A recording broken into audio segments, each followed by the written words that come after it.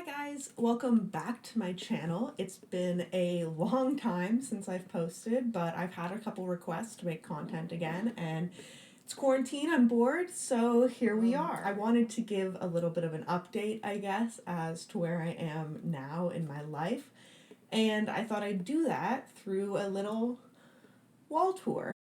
This is my wall of art. And I really want to talk to you guys about the different pieces that are up here and show them off a little bit. So I hope you enjoy this type of video. If you want more art content, let me know in the comments down below. Let's get to it. The first painting that I'm talking about is actually not something that I created. It's the only painting up here that I didn't make, and that's because it is my great-grandmother's painting, and I absolutely love it. It's an owl. As you can see, it's a watercolor, which is not really in my style. I don't do watercolor a lot, but she's one of my biggest inspirations. She's one of the reasons why I got started painting, so I just love having this right here in the center of my art wall to kind of ground me and remind me of one of my influences. Then we're going to move on to the bird paintings. Yes, I, as you can tell, am inspired by that owl, and I have painted multiple birds. The smaller bird, I think it's a chickadee that I painted here. This was a kind of wintry feeling acrylic painting that I wanted to make. It's on cardboard, which is pretty common of a lot of the paintings that I do. They're on cardboard just because canvases can be really expensive. But I think this is a nice little realism piece. I don't do realism a lot, but this chicken that I've also painted is another realism, and I love this piece. It's actually going to be sold soon, which is a little bit sad, but I am glad it's going to have a new home because I think that this is one of my favorite things that I've ever painted, this chicken. Continuing a little bit on the realism idea, we move into like my landscapes that I have up on the wall. So the first landscape, this is just a really like brightly colored sunset of mountains. I painted this without any reference pictures. It's again acrylic, and I really, really love the colors that I got in this one. I don't even know what like came over me while I was painting this one. It kind of just like the colors painted themselves, and I think that like just the way that everything blends together, like I love this mountain scene. That's why it's up on my wall here, because this is my wall of favorites. So only what I deem as my best pieces make it up here.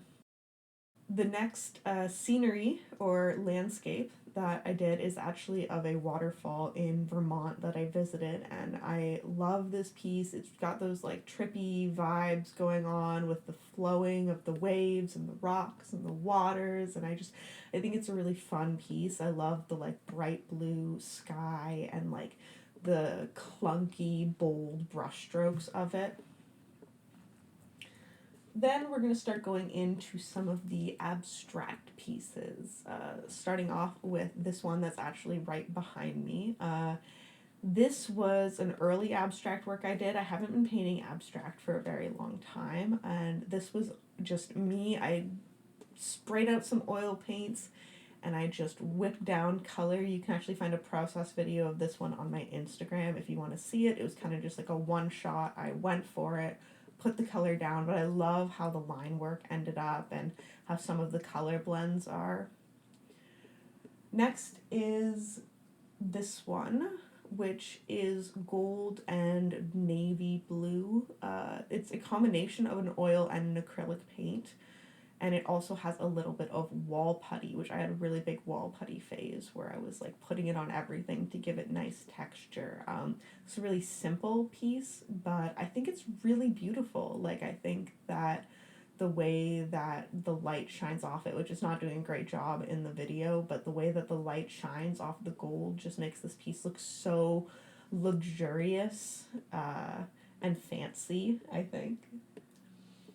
Moving up to the big boy of the wall is this piece that some people have deemed a pearl. Some people call it a silver pool.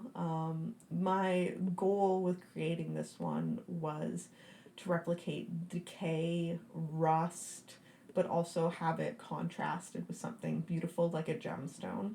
So the inside is supposed to be opalescent and have kind of a beautiful uh, translucent quality to it where it shines. I've got lots of glaze on it to make it really like shine in the light, and then it's surrounded by this like encrusted uh, rotting, decaying texture, which I think just it's really beautiful up close, especially this one. So I hope you enjoy all these little detail shots that I'm showing, because I just love the texture that I was able to get going here, and the color combinations are just so rich feeling.